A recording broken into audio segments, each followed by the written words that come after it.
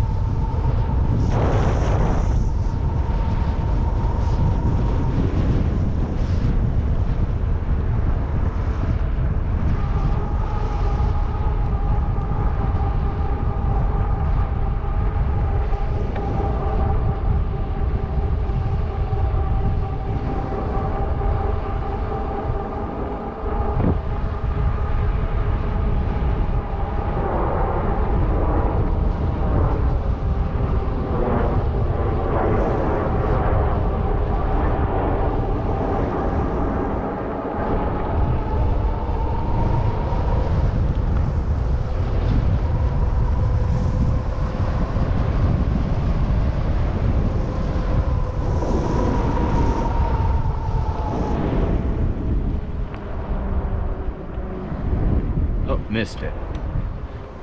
Finish this review. I'm trying to make some distance between me and some other folks, just so I can do this without you guys having to hear everyone's conversation. If it's too windy me doing this review, then I'll voice over it. Of course, the shock makes a difference in comparison to the whatchamacallit, the electric XP. Same would be said about the 2.0. I'm sure it'd make definitely a difference in that too. Some big grasshoppers over here.